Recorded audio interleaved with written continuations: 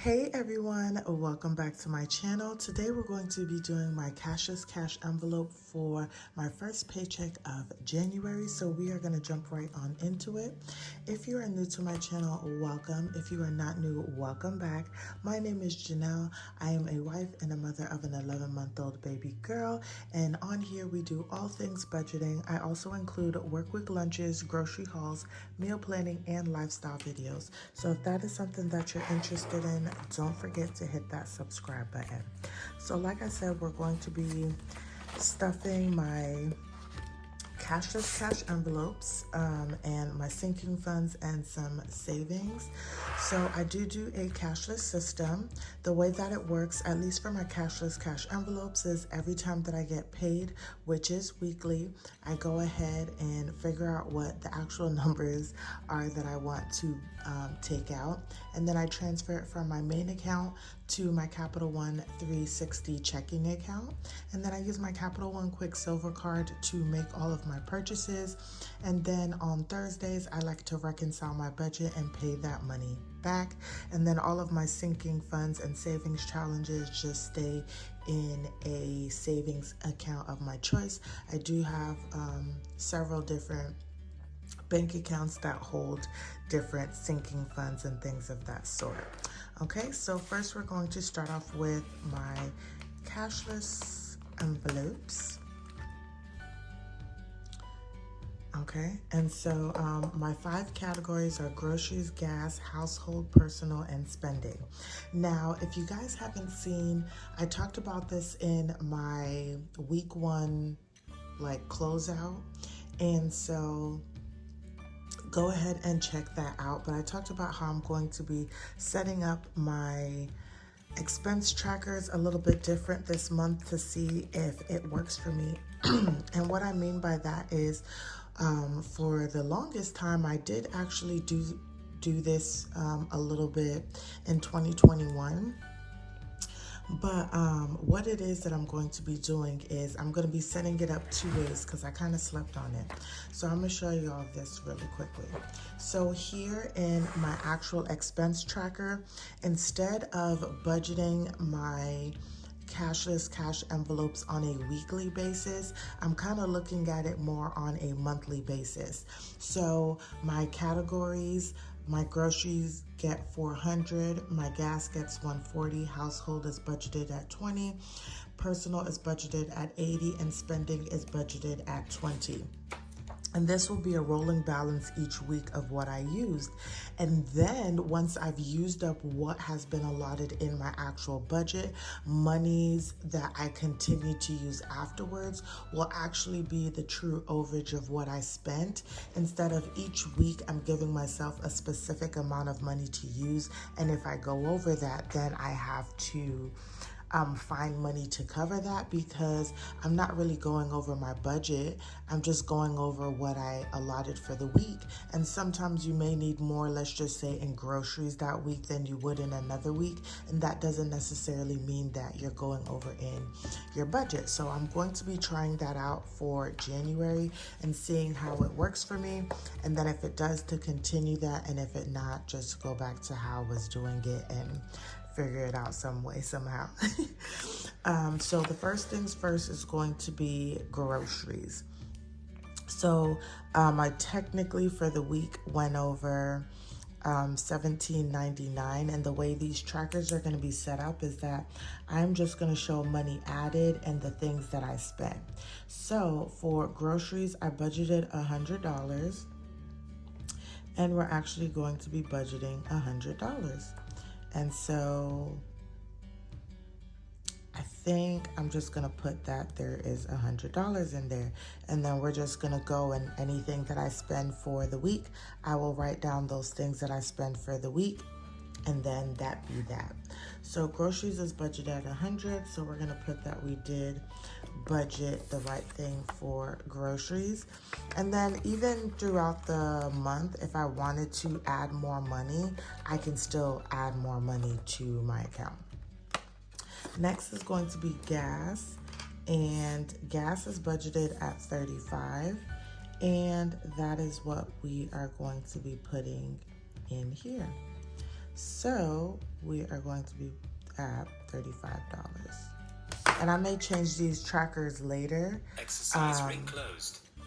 Because I feel like my exercise ring is always closing right when I come to do a video. My trackers may get updated to reflect the way that I want them to reflect with the numbers. Household, so we did $35 for groceries. Sorry, y'all. I feel like I'm all over the place. Household, we are going to be budgeting $5, and that is actually what we're going to be putting into our envelopes. And this will technically be $25 because that is what I rolled over and didn't use anything either.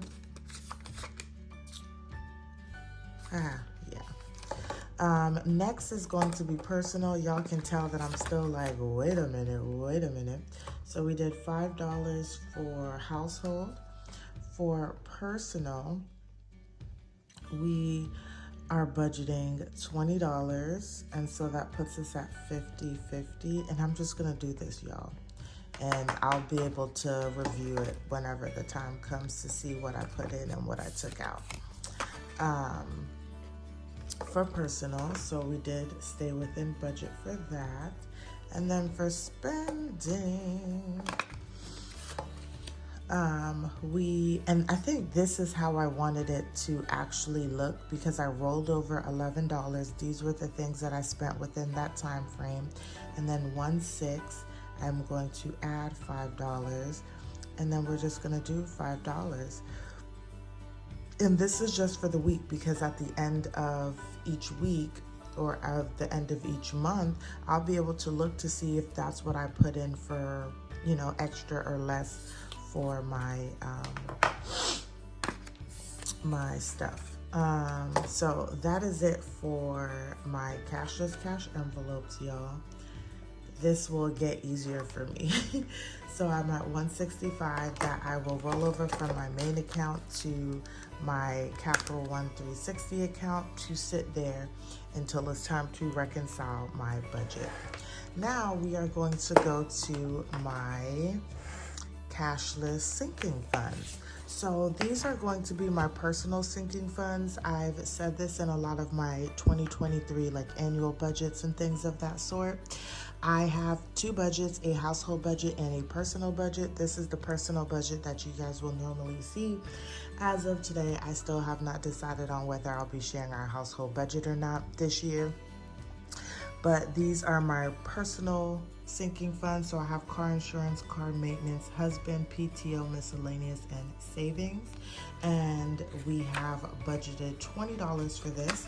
So we're actually gonna go to our savings, and we're actually gonna go and stuff that right now.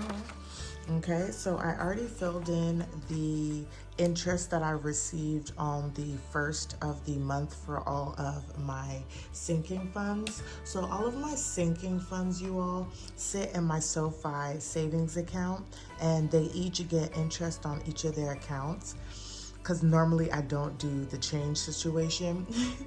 And then my savings account sits in my Capital One 360 savings account. So here we have car insurance, and car insurance is starting out at $199.29, and I am budgeted to put $10 in there, and I think I want to use a different color pen for this, and I actually kind of agree with what I put down here, because I do want to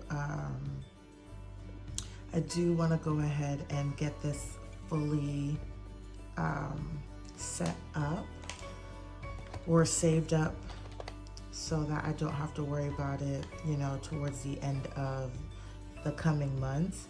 So I'm starting off with pretty much $200, y'all, in car insurance, which I wasn't expecting at first. So I am happy to have a head start on my car insurance. I did have to switch my car insurance to Progressive. I did have Geico, and now altogether I am saving about $500 and something on my policy.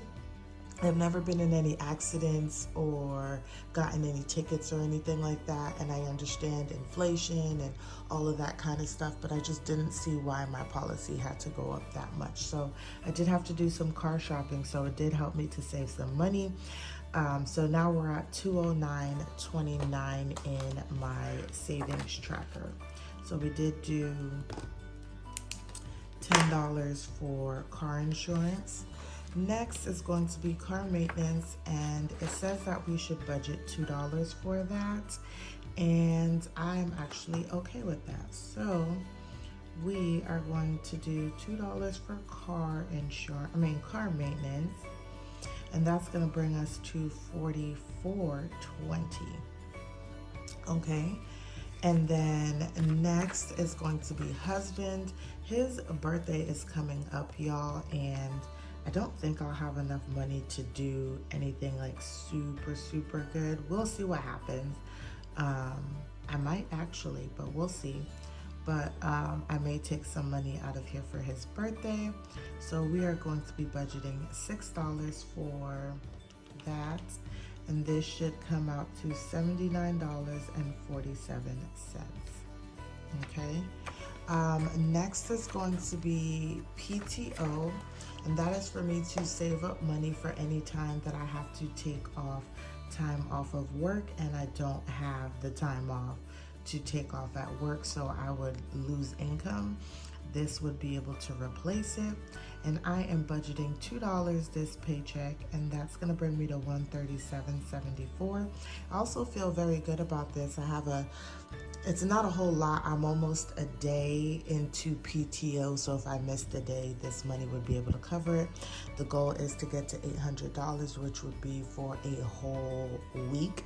So I'm doing pretty good with that, but our sick time did reset for the whole year.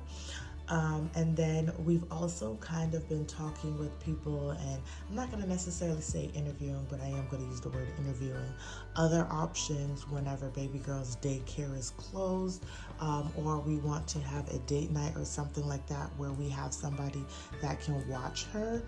And so I might need to make or start putting money in there to be able to cover for a babysitter, so that we also don't have to miss too much time from work either. So that is my savings tracker. And then for my savings one / my miscellaneous, I do not have anything budgeted for this, and I'm also not budgeting for it. And then my actual savings, I also do not have anything budgeted, and I'm not actually saving anything for that. So I put $20 towards my sinking funds this month. I mean, not this month, this week, because I do get paid weekly. So we're gonna put this back in here. And then it shows that for this paycheck, I budgeted $7.36 to, let's fill this out, okay, I was just making sure that added up, for savings challenges. So let's do that. We're gonna leave the change alone because that's my 0 out challenge. We'll see actually how much I got in change, and then we'll forward that over. But this is going to be my savings challenge binder for this year, just rolling over what I had from last year. Now last year I did purchase I think 1 or 2 different Etsy shops savings challenges, so they're printable, so I can use them as many times as I would like. And so I did just print out some, and I'm just gonna save as I would like. I did turn them into super low saving challenges because I am low income, and so I carried this one over from last year. This is for baby girls back to school. Once I complete it, it should be at $528, and that's for her school tuition and things of that sort. Just to quickly go over this, we have January, so each month we'll see how much we can just save for the month in the January option. This would help me save $51, and y'all can just see I didn't do anything over $4. So each of these are either $1, $2, $3, or $4. I have my $350 challenge. I have my self-care savings. I have travel savings that will just help me save $42. Same thing with vacation savings. We have clothing savings. There's 10 items. I'm probably gonna do just about $100 and put that into our household savings. We have our emergency savings, a buffer savings, credit card savings to go towards credit card debt, rainy day savings to go save extra money into our rainy day account. And then we also have February that would be coming up, and March is here in the back. So like I said, I have $7, and I actually don't know what I was planning on saving on. So I'm thinking that maybe I can save something in January, because I don't think I really have anything other. Yeah, let's do January. So let's put $7 towards January. Okay, so I have like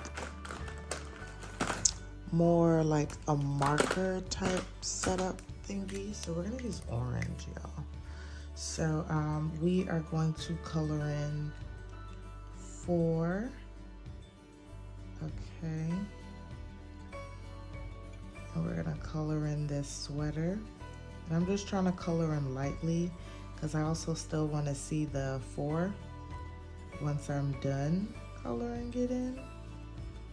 And then at the end of the month, whatever I save for the month, I will then divvy it up into any household sinking funds, which you guys will see me stuff that probably next week.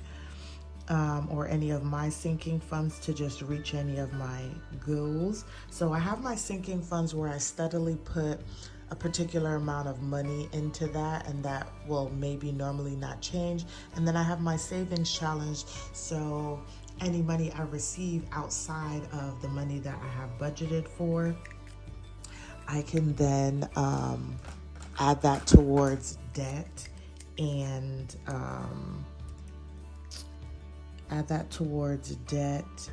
savings. So that is my thought process, y'all. And then we're gonna color in 3. And like I said, I probably should color that a little bit more lightly, but yeah.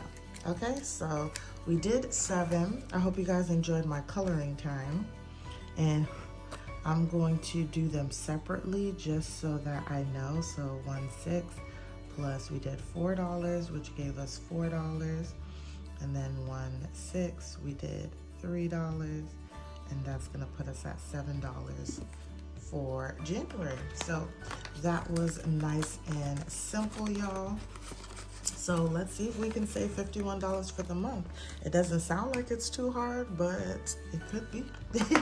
All right, y'all, so that actually concludes my cashless cash envelope stuffing for the week. I hope you guys enjoyed this video. Don't forget to like, comment, and subscribe, and I'll see you guys in the next one.